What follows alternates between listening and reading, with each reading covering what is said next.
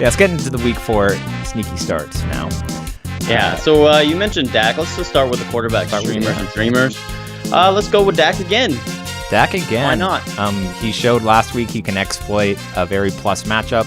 He has that again with the 49ers. Unfortunately, he's on the road, which you usually don't like in your streaming quarterback selections. But it's San Francisco, who have looked awful to everyone that isn't named Case Keenum. I like seeing, as we get further into the season and we see quarterbacks just like shred this defense, I don't understand how Case Keenum couldn't move the ball at all. Like, I don't. Are they any better than the Tampa Bay defense? Yeah, Probably not. Yeah, maybe it's just a weird anomaly because they've looked awful otherwise. And Dak is much better than Case Keenum.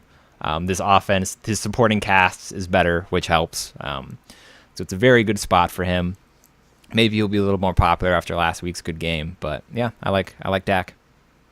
Dak Prescott. How about the quarterback that's going up against the defense you just mentioned? The defense that gave up 24 points to Case Keenum.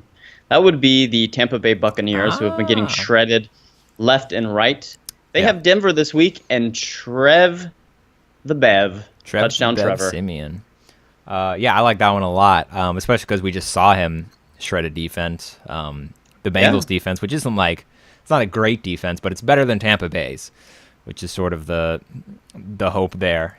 So we saw them dominate a putrid Miami. That just shows how truly awful that offense is. Just truly putrid. But they got bullied by Cincinnati tonight. What was the Roto World blurb? Tannehill was, what was it? Dispiritingly awful. Dispiritingly awful, yeah. Yeah, they just go all in on hating on the players they hate. And apparently Ryan Tannehill is one of them.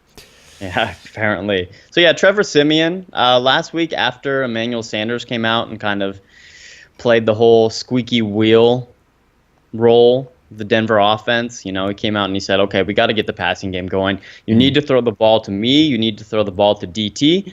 Well, they listened. Yeah. Sanders had 2 touchdowns. DT had a long touchdown. He threw 4 touchdowns in that game against Cincy. Had a huge week.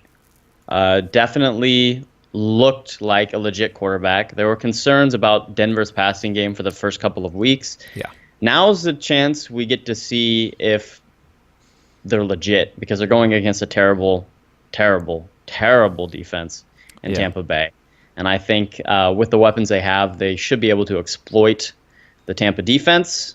So I'm looking for Trevor Siemian to have a nice streaming game. Yeah, I'm with you on that. They're 29th against the quarterback, Tampa Bay is. And there's this term funnel defense that kind of gets thrown around a lot. And it's, a defense that's really good against the run but awful against the pass. That's definitely Tampa Bay. And not only are that, but they have a really bad pass rush too. The only thing they're good at is stopping the run. Which is exactly what you want for a streaming quarterback, because then they're gonna have to throw it a little bit more against what is just an awful secondary. So I don't think he's gonna throw 4 touchdowns again. Maybe he will, but I wouldn't bet on that. But he should be I think the floor is actually pretty safe at this point with Trevor Siemian. Yeah, I would agree there, and he's probably somebody who is free. I mean, if you need quarterback help, maybe you're an Aaron Rodgers owner who's on bye. Yeah. You're really looking for that home run play. These are the guys you want to look at: Dak, Trevor Siemian. Here's a little bit more of a controversial one. Brian Hoyer going against the Detroit Lions. The Detroit Lions of Detroit. I like that one. Because probably doesn't feel good to put Brian Hoyer in your lineup. You're not feeling great about this, but if you think about the potential game script playing against Detroit, the way he looked in garbage time last week, he always kind of just chucking the ball down the field. There's potential there for a passable game from Brian Hoyer. A 20-point game. Oh, yeah, I think so. He's at home, which you want, against Detroit, which have been the friendliest defense to the quarterback, 32nd so far on the year. So, Hoyer isn't as awful as he gets branded. He flamed out last year in the playoffs. That one game, kind of made him. It's kind of burned in everyone's head as, Brian Hoyer is awful. And he's not totally awful. He can move an offense good enough. He didn't really get them to the playoffs, but he managed the game well enough for them to do that. And he's, been able to support fantasy studs, and Josh Gordon back in the day, and DeAndre Hopkins last year. So Hoyer is serviceable, and in what is such a just friendly matchup, his floor is scary. His floor is very scary, but the ceiling, I guess, is there just because it's such a bad secondary he's up against. Yeah, exactly. And I mean, I think most people would consider Detroit the favorite here. Yeah. I don't know if they're going to run away with the game. I think it will actually be quite competitive, but I still think Hoyer can put up a decent stat line for you as a last-second streamer. So, I mean, I would start Dak over Hoyer. I'd start Simeon over Hoyer. But if you're in the situation where both of those guys have been taken already, then Hoyer is not the worst third option. And the last guy on our list, Sunday night. Yeah, that'd be Alex Smith. I guess this is like a safer floor play. He's on the road, which again we don't love too much, but it's against Pittsburgh, who are another one of these funnel-esque defenses. Good run defense. Secondary hasn't looked that great, so it's possible that they fall behind pretty quickly, and Smith has to throw a lot to play catch up. And he's probably the safest of this group, just because he's the least likely to do something really stupid and turn it over. But I'd be surprised if he threw for more than 202 touchdowns. It's probably like really what you're hoping for when you start him. Yeah. I mean, we mentioned this earlier off air, but game script kind of favors Alex Smith here. Pittsburgh, they put up a dud against their interstate rivals, the Philadelphia Eagles last week. They're going to come out and they're going to want to redeem themselves at home in prime time. They're getting Lev Bell back. You would think that their offense will put up numbers. Not that Kansas City has a bad defense. Kansas City actually has a very respectable defense. We saw them pick up 8 turnovers last week against New York. But I still see Pittsburgh taking this game. I still see a situation where Kansas City is probably, like you just said, they're playing catch-up, not mustard. So playing catch-up, not mustard. Wow, that's all right. So, yeah. I hope you're proud of that. I am, actually. I'm really proud of that. So that's really all there is to say about Alex Smith. He has the floor that you want. Okay, if you just need points from your quarterback, put Alex Smith in. He does have weapons. He has Kelsey. He has Macklin. There are some threats that he can use to spread the ball around a little bit. Maybe Jamal Charles. Probably not, but maybe. Probably not. You never know. Jamal Charles at this point. Yeah, we'll see what happens with Jamal. And if he does play, you never know what happens with snap counts. Those are always... I feel like every player's on a snap count, and then that goes out the window if they look good. So, life is like Jamal Charles. You never know what you're going to get. That's painfully true. It is, yeah. I'd probably rank these guys...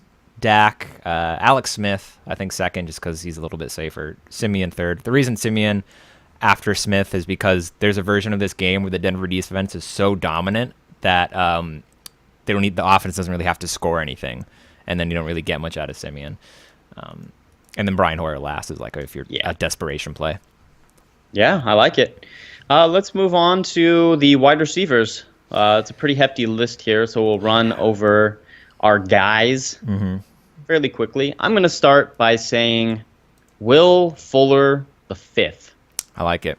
As he just, I think he just got the V added to his name in most leagues. So Will Fuller the fifth this week against Tennessee, who has a decent run defense. Again, we've been hammering this point home, but their pass defense hasn't been that great. They have Parrish Cox on their team, who has been is graded out as being one of the worst cornerbacks this season. Now, he might go up against DeAndre Hopkins, so kind of pay attention to this. I mean, it depends. They have McCourty on the other side, so depending how they line up against the wide receivers that Houston will be able to throw out, maybe Fuller gets McCourty, but he also might get Cox. Either way, I think it's a plus matchup for both of them. Yeah. They're at home. Osweiler has been a lot better. And we've seen Fuller have a couple of big games at home. He's actually fifth in the league in average depth of target, so he is a deep threat. And he has been getting open down the field. So it's very possible that he has a couple of these long 40, 50-yard receptions, and that makes your start right there. And if he scores on one of them, then you're looking good. So as a flex or a wide receiver too, you're swimming in the gravy, baby. Gravy. I like that for sure. Is my sneaky start. Good. I approve of that. Good. Good. Yes. Good. Next up, I will say one Philip Dorsett. This is sort of if you got burned by him last week, and now you're like, you know what, I'm just going to bench it till I see it happen. Normally that'd be fine, but I caution against it because they're playing Jacksonville, who is a much easier secondary to play against than San Diego, who's actually looking like a pretty good secondary, not just for Rhett, but even like the other corners are actually it's looking pretty good. And so now Jacksonville, who are 21st against the wide receiver, so like a pretty good matchup. And Dorsett played 87% of snaps last week, so he was on the field a lot. He was out there. Yeah, it's just the targets weren't quite there, and so the hope is that he bounces back, he gets them. This is the London game, so it's a little. This games are always a little wacky, but I think he's a fine flex. I think I would for sure do Fuller before him, but I think he's an all right flex. Yeah, I don't mind starting Dorsett this week. He's kind of the prime bounce back candidate. Maybe people dropped him after last week. They're like, nope, I've seen enough. He had 4 targets. This is pathetic. It's they're going to spread the ball to the tight ends a little bit more, and then Hilton's going to be the guy. But like you said, San Diego has a decent secondary. Jacksonville does not. Yeah. So it sounds like he might have a spot of fantasy in London. Oi, governor. Oi, governor. The governor, Philip Dorsett. The governor. That's his nickname, at least for this week, until we forget it. Awful accents. All right. So moving on, another wide receiver. This one is more, let's put an asterisk on this one a little bit, because he could have a major role if Eric Decker turns out to be seriously injured. And we know Brandon Marshall's already banged up. So who's next in line? Anunwa. Yeah. This is purely just like a potential volume play. If Decker for some reason surprisingly plays, then don't start Enunwa against Seattle. But with Decker potentially out, Marshall maybe still limited. Enunwa could be in for just like a crazy amount of targets. In a game where they might be playing Ketchup, who Ketchup not Mustard. Who really knows with Seattle on the road and what kind of condition Russell's going to be in. But yeah, historically, Seattle's been pretty weak against slot receivers and tight ends, and Enunwa kind of profiles as both of those things. Yeah, exactly. So that could work out. And even with Decker and Marshall on the field, he still has 25 targets. Yeah. I mean, he has the same amount of targets as guys like Doug Baldwin, Stephon Diggs, Jordan Matthews, Adam Humphries. Wait, what? Who? No. Who? But he's right around the Brandon Marshall range, Jordy Nelson range. He's only a few behind DeAndre Hopkins, so he's getting targets. And if Decker is out and Marshall's still kind of hampered by this knee injury, then he will probably get 10 targets in this game, which might be enough to support a nice fantasy day for you. So Quincy Enunwa is our third sneaky start at the wide receiver position. The fourth one, let's just move right along. I feel like this is an obvious one a little bit this week because of the matchup, more so in PPR. But the Crowder. Oh yeah, Jamison Crowder. Clam Crowder. Who seems to be Cousins' favorite red zone target this year, surprisingly. Weirdly. I feel like it's not going to last, but it's happening for now at least. Probably won't last. Yeah, we haven't seen Jordan Reed really get involved, and I feel like they're going to try to rectify that, whether he comes out and does the whole squeaky wheel thing, or they just realize that they're struggling badly in the red zone. Like, Kirk Cousins and the Washington offense has actually been quite efficient until they get to the red zone. Yeah. And then they've been struggling. But one of his touchdowns was to Jamison Crowder. He receives high volume. He's targeted frequently. The yardage probably won't be there. He had a nice long touchdown last week, which bolstered his performance. But usually he's sitting around like 8 to 9 receptions for about 60 yards. So he has an okay floor. But going against Cleveland this week, I mean, the matchup is there. Yeah. The fact that he's getting all these red zone targets actually, I mean, it increases the chance that he gets a touchdown on top of his 60 to 70 yards. Yeah. And then you have a great start out of Jamison Crowder in standard. Now, if you're in PPR, I think it's a no-brainer because the receptions alone will make him a viable wide receiver too. Yeah, for sure. So, Jamison Crowder. How are you feeling about Clam Crowder? I like Clam Crowder a lot. He's kind of more the floor play for me. like Dorsett and Enunwa, and maybe I don't know, Will Fuller probably has a pretty safe floor too. But Dorsett and Enunwa are kind of like the high upside guys. Crowder's this great floor guy. For like, my team's pretty good. I don't really need to swing for the fences with this flex. I just need like some safe points. I think that's what Clam Crowder can really do for you. Clam Crowder, I like it. Moving on to another wide receiver that has a juice matchup. We just mentioned him yesterday in our buy section. Buy. Oh. Tyrell Williams. The Terrell Gazelle. T-Will, the better T-Will. Yeah, definitely the better T-Will. Better T-Will going against the New Orleans Saints, who have just looked bad, other than when they played Eli. They've looked really, really bad, their defense. I mean, they just got gashed, shredded. Atlanta did whatever they wanted to. They almost scored I think they scored a touchdown on 5 straight drives and almost had a 6th touchdown. I mean, they were knocking on the door. It was really bad. Tyrell Williams playing at home. Phillip Rivers. New Orleans is going to come out firing too, so it should be another offensive showdown. Vegas has this as the highest scoring game of the week. Another highest scoring game of the week involving the New Orleans Saints, which is not surprising because they have a good offense, but their defense is terrible. So it seems like they're going to get into these shootout type of games consistently, and that's what you want from a fantasy perspective. Yeah. So Tyrell Williams, I mean, he's out targeting Travis Benjamin. He is kind of the de facto number 1 receiver in San Diego right now. Yeah. We mentioned this yesterday, so I won't go into too much detail, but Travis Benjamin is kind of the gadget play for them. He does get targets, but he sees horizontal passes, he sees running plays, and then the occasional deep throw. Yeah. But Tyrell Williams is the number 1 receiver that Phillip Rivers will be looking for down the field. Will probably be looking for in the red zone. Yeah. So Tyrell Williams, I like going against New Orleans. How you feel about T-Will? I like it too. You're totally betting on. I mean, this is that New Orleans has an awful defense. I'm betting a little bit on game script. I was trying to figure out why the Giants game with the Saints didn't go the way we expected. And the only thing I can think of is that it was road Breeze instead of home Breeze, and he was struggling. And so the Giants didn't really need to do anything because Breeze wasn't running up the score like he was against the Falcons and the Raiders. And so I guess there's a risk that he comes into San Diego, Breeze puts up a dud, and then the San Diego offense doesn't have to do that much to win. So there is a little bit of a risk there. But he's at least in targets and snaps, he's the number 1. I think even if that happens, he still gets his. Yeah, for sure. Yeah, I think so. And then this is a revenge game. Every time Drew Brees goes back to San Diego, it's a revenge game, baby. Isn't this his first time going back to San Diego?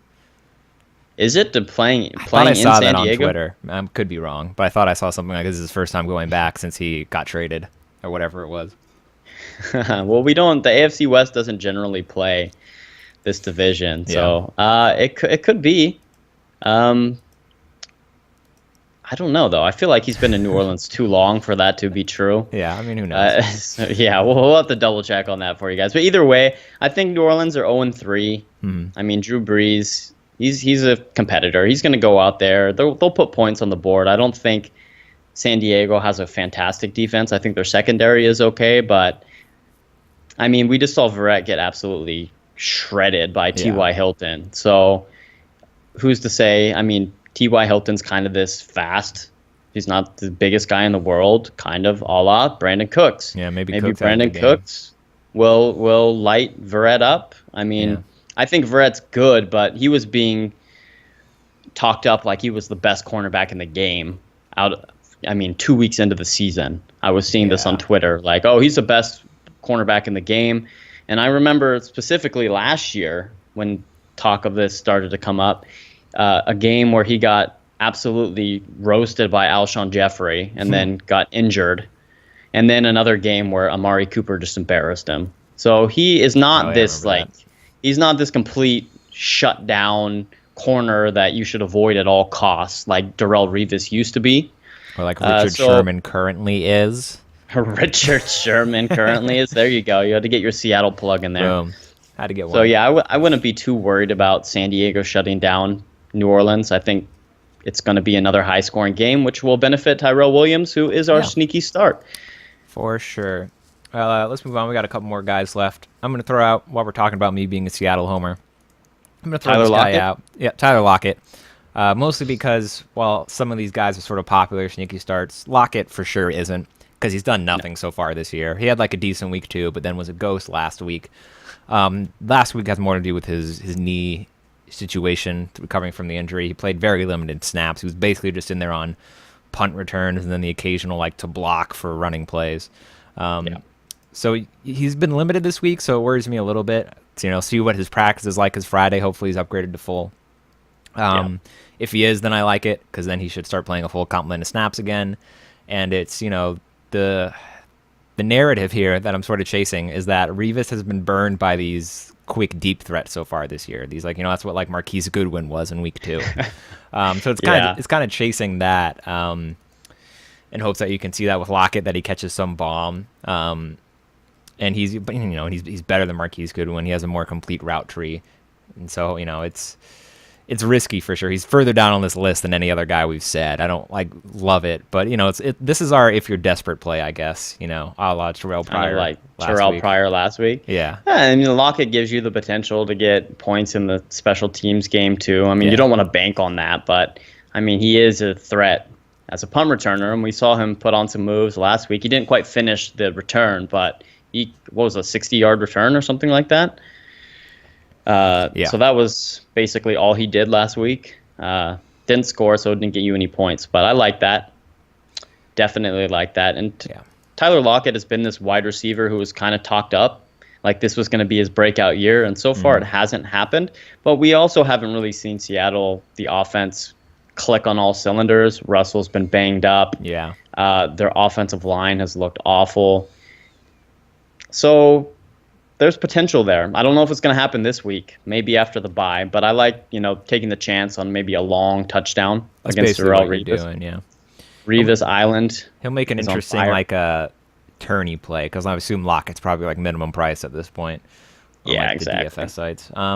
Let's round this out. I think we just got a couple more. I'm going to say, sort of as a group, all of the Dallas wide receivers. Okay. I mean, Cole Beasley for sure is the safer one. Especially in PPR. In PPR. And then Terrence Williams, I guess, is the upside guy, or maybe Bryce Butler, if you're just I've had enough Terrence Williams trials. I don't know if I'd recommend that. But, this is just that it's against San Francisco, who, against every team that isn't the Rams, that defenses look terrible. Just absolutely lit up. And Dak is better than Case Keenum. His offensive line is better. His supporting cast is better. I mean, it's really just it's this defense, and Dez is going to be out, is what it's sounding like. So it's hoping those targets get spread around a little bit more. Yeah, I like that. I'm also going to throw out a group to kind of piggyback off of that. The Baltimore Ravens group of wide receivers this week. Stephen A. Smith. Stephen A. Smith has led the team in targets. It seems like he is kind of getting back to full health after his Achilles injury last year. And the guy just doesn't seem to slow down. I mean, he still looks like a legit wide receiver out there. And we have the whole Flacco baby narrative. He just, his wife had birth. I think the last time this happened, he put up a huge fantasy game. Boom, there it is. The baby game. So, the baby game right there. The baby game and the Oakland secondary is still a question mark for me. Being a Raiders fan, I think they improve. Right now, they're kind of the easy target for fantasy analysts. Everyone is like, oh my gosh, the Raiders secondary is so bad that you can play anyone against them. This week will be a tell for me, because Baltimore is kind of middle of the range offense, in my opinion. They have some weapons. They have, a deep threat in Mike Wallace. They have Joe Elite Flacco, the helm. But they're not to the level of New Orleans or Atlanta, and they're also not as bad as Tennessee. So this will be a decent test. Yeah. I mean, Emerson has looked good in the Oakland secondary. Smith looked good. Sean Smith, he had a rebound game. But still, I think you want to take the chance with the way Oakland has looked overall this season. I I would probably start Steve Smith in this game. He would be my target. He has a track record. When he played Oakland last year, at the beginning of the year, now, albeit it was a different defense, but he completely just destroyed them. And he seems to like to play against Oakland in his career. So, I don't know. I would play Steve Smith as a start this week, definitely. Wide receiver 2, flex play. Do it. Do it. Yeah. Come on. I like Steve Smith more than Mike Wallace. He seems to be sort of finally getting into game shape coming off the injury. Got the most targets last week. Wallace is like very boomer bust, and Steve Smith feels like a safer guy against the secondary. Any other wide receivers, or is that it? I think that's it. I think we should move on to our running backs. Shorter list this week. More hypey guys. Yeah. Because I feel like running back, the scarcity right now is pretty thin. Yeah. The depth in the position is kind of dwindling. So you're probably starting some of these guys. You might be in a position where you're starting some of these guys. So we're just going to mention, let's start with Crow. Isaiah Crowell. Yeah. This is one where after last week he had kind of a smaller stat line, didn't really explode like a diaper, as we like to say. But he's going respectable. It was 7 points, I think. A Jeremy Hill stat line. Your Jeremy Hill stat line basically just didn't get in the end zone. Yeah. He still had, he averaged over 5 yards a carry still. So actually he was good. He just didn't really get in the end zone.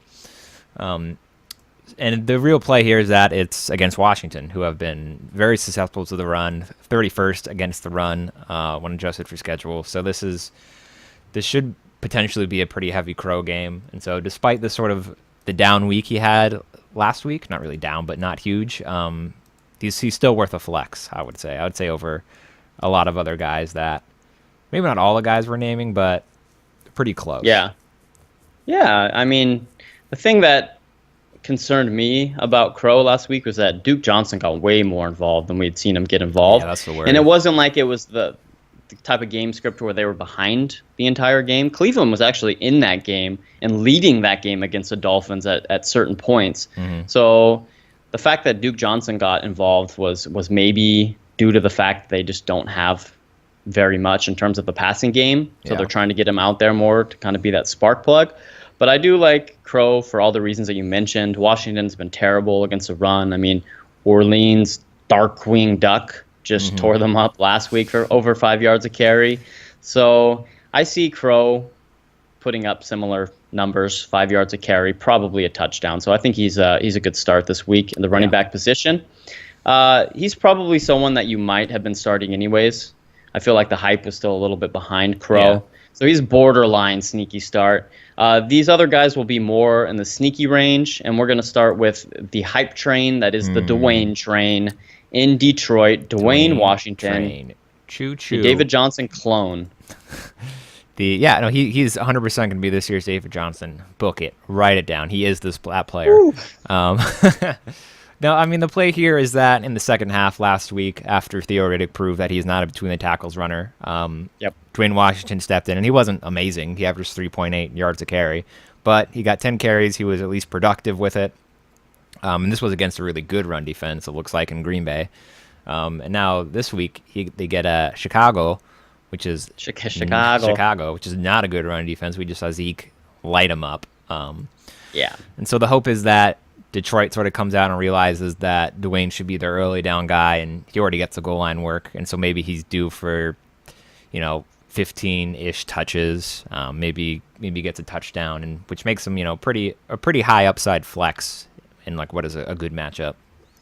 Yeah, or an RB2. I think these are the type of running backs. I mean, I've seen it in all of my leagues. I'm sure you have as well. Mm-hmm. There are some teams out there that are really, really hurting at the running back position, oh my goodness. They're starting guys like Kenyon Drake. They're starting guys anyone in the Miami backfield. If you're forced to start one of those guys, you're in trouble. Yeah. So it's kind of been a running back apocalypse. And I know a lot of people are going to say, well, this is why you go wide receiver heavy. Well, to me, this just shows you the scarcity of the position. Yeah. If we're in week 3 and people are already out of a running back 2. They just don't have one because they didn't draft the depth. Yeah. And they're ending up with one injury has pretty much ruined their running back depth. which is not something that should happen. No. You should prepare for this in the draft. And I feel like if you go wide receiver heavy, like 5 wide receivers to start the draft, then you're just limiting yourself. And I mean, a lot of the prototypical 0 RB guys haven't really been doing much. So, I mean, if you're in a situation in a standard league where you have to start Gio Bernard as one of your starting running backs, then it's not very good. No. I mean, we saw what happened tonight. I mean, I think in Gio's last 15 carries, he's rushed for 27 yards. Yeah, I'm worried about Gio. With how many touches Jeremy Hill got, and now it's like a second week in a row that it was mostly Hill. Like, it seems like Gio is just kind of getting pushed out more and more of the workload. Yeah, I mean, not to stray too far off, but Jeremy Hill's an interesting name. We should probably talk about him a little bit next week because he didn't have an amazing game, but the volume was very, very encouraging to the point where you're starting to wonder, okay, is it going to even be this split, or are they just going to feed Jeremy Hill? Yeah. But moving on, so Dwayne, Train, Washington, and Detroit. The matchup is there.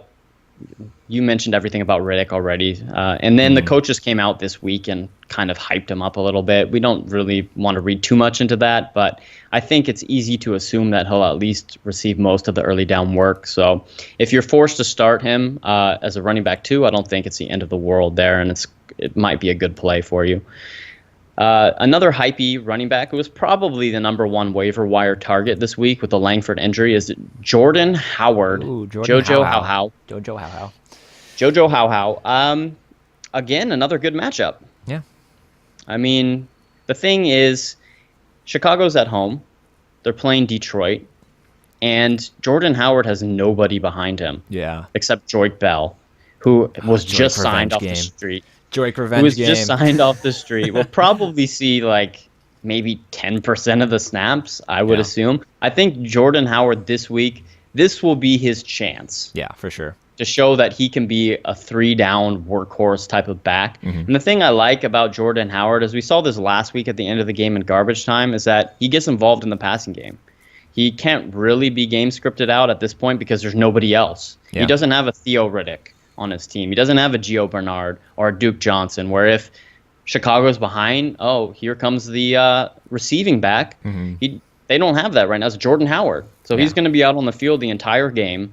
They'll probably try to set the tone with the running game. I mean, the one thing you have to look at with Chicago is that their run blocking has been top 10. That's the only saving grace with Chicago right now, is their run blocking grade is graded out to be actually top 5. It's 5th, according to Pro Football Focus. The rest of their team, not very good. So I think they're going to try to play to their strength when the game is close. So they have Brian Hoyer as a quarterback. So they're probably going to check down to Zach Miller a lot and run the ball with Jordan Howard, try to control the clock. And I think he's going to see probably 20 touches in this game. Yeah.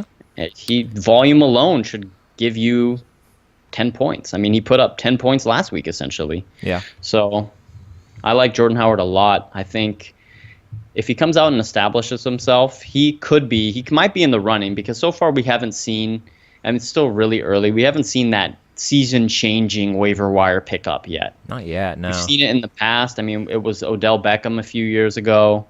Last year, if you picked up David Johnson, you were set. There's probably a lot of other names we can talk about. Yeah. But it hasn't happened yet this year. Jordan Howard could be in that discussion by the end of the year. Yeah, definitely. If he can establish himself this week and the following weeks, obviously. Yeah, who's your next guy? Next guy, and maybe the last guy on our list, is Cameron Artis-Payne. Much less exciting than Jordan Howard. This is mostly about the matchup, playing Atlanta, which we just saw Mark Ingram run all over. He is in a split with Fozzie, but not that much of a split. Fozzie's more of like the 3-down or the third passing down back is what it's looking like, but he still out carried him 12-5. Cameron Artis-Payne did, and he was pretty good with it, averaged 4 yards a carry. And so the hope is, and this was against Minnesota, which is a very good run defense. It's looking like Minnesota. Yeah. So now he's against Atlanta, soft matchup. Should continue to kind of get the 60 to 70% of the carries, of the early down work. And he is obviously he's probably the lowest on the list of all these guys, but he is like a a flex play if you're sitting there and you're like got decimated at running back. You didn't get to pick up any of these hypier guys. Cameron Artis-Payne was someone you could probably pick up without even going through waivers. He was just sitting out there. I think he'll be fine. I think he has a pretty safe floor. The ceiling's kind of capped because Cam Newton's the goal line running back there. So unless he rips off a big one, he's probably not going to get a touchdown. But he's probably a guy that can get you 7, 8 fantasy points. I think that's in play. Yeah, definitely, especially against that Atlanta D. Atlanta D. And it sounds like Jonathan Stewart is going to be out for an extended period of time, like the next 4 or 5 weeks, I think was the last report.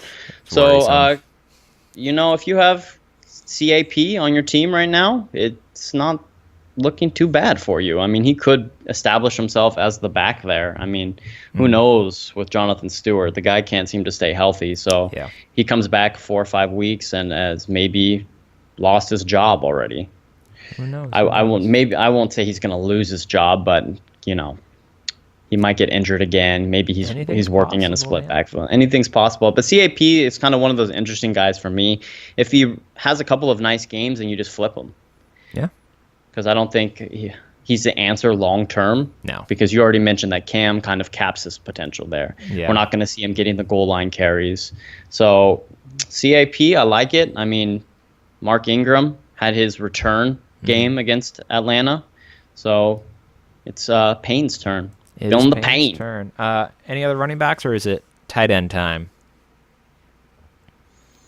I think it's tight end time. That's good for this week in running backs. Yeah, tight end time. Tight end time. Let's do it. Who's your first tight end? I'm going to start with sneaky start. Kind of a boring one, but I think easily the safest of the group, and that's Zach Miller against Detroit, who have been the friendliest to the tight end, 32nd against the tight end.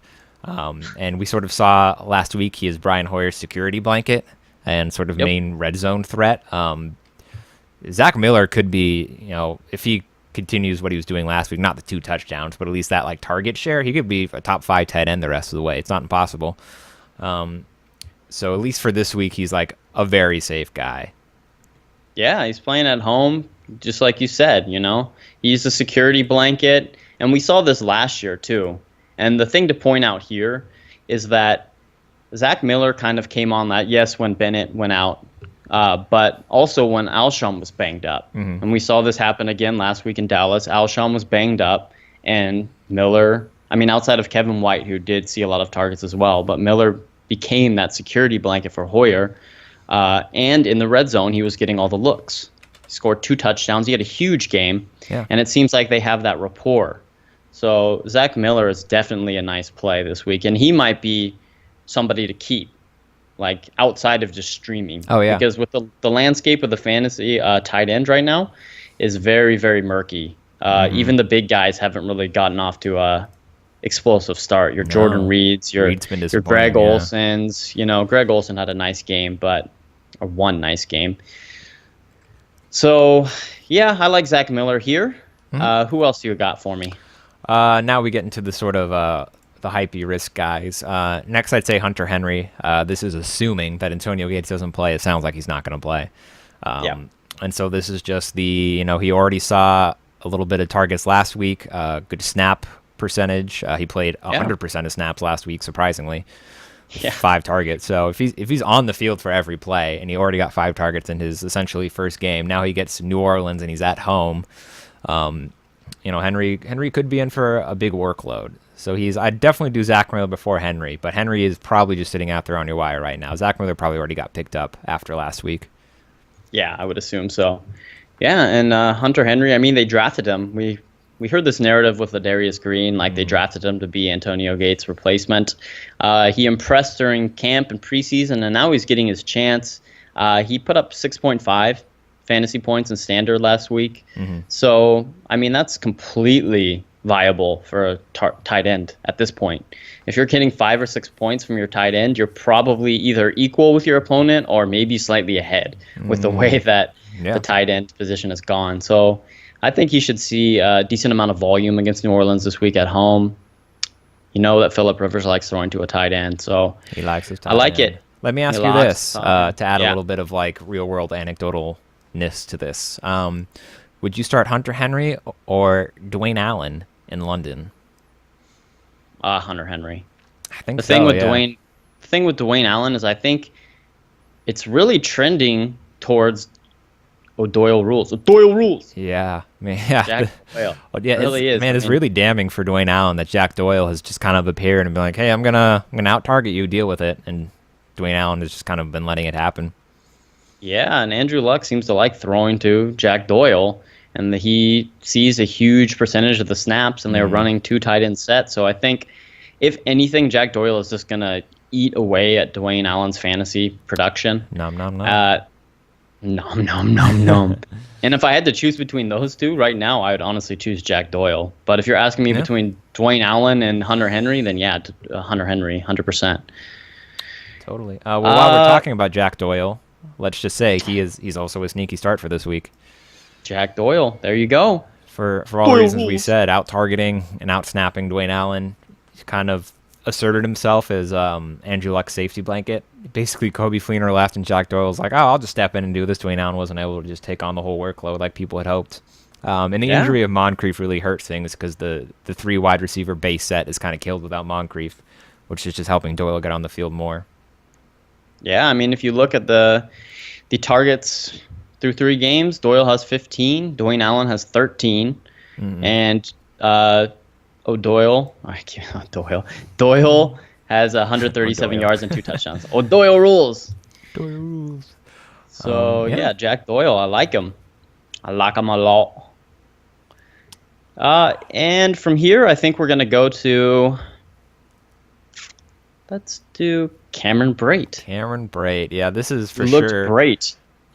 Cameron Brate looked great. I mean, yeah, this is definitely my least favorite of the group, especially against Denver. But the hope is garbage time. It's that ASJ is gone. He is sort of the de facto security blanket of Winston at this point. So you're looking for a touchdown play. At a certain point, all the tight ends turn into, do they get a touchdown? Cool. And so at this point, Cameron Brate is as good a bet as any of them, just because he got 2 of them last week, and I don't think it's entirely a fluke.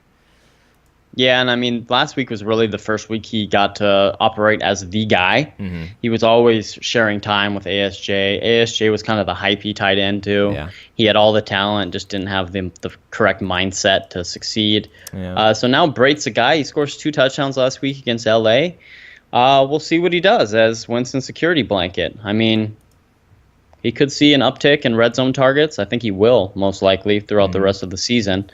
Very interesting to watch Cameron Brate, because he had a lot of hype around him in the preseason when he was named starter over ASJ, and then people were like, what? Cameron Brate? What? And then ASJ kind of worked his way back into the conversation, and now he had just imploded on himself. So DUI'd it's all over himself. DUI'd all over himself, and now Brandon Marshall's going to take him under his wing. Listen, in New York. Listen, ASJ. I'll throw out one more tight end. Just as sort of like, I don't know if attrition is the right word, but maybe bounce back. Jacob Tamme, just that, Carolina has actually, despite being a good defense, hasn't been that good against the tight end. We just saw Kyle Rudolph kind of explode all over them. And Vance McDonald the week before. Vance McDonald. Yeah, Carolina might secretly be a bad defense, and we just don't realize it yet. They let Blaine Gabbert hang around almost that entire game. They did. Yeah, so it's possible Carolina is actually a bad defense. We'll see this week if Matt Ryan just completely lights them up. Yeah, if Matt Ryan continues to be its elite quarterback, then to me that's the sign like, okay, Carolina is not the same defense they were last year. Exactly.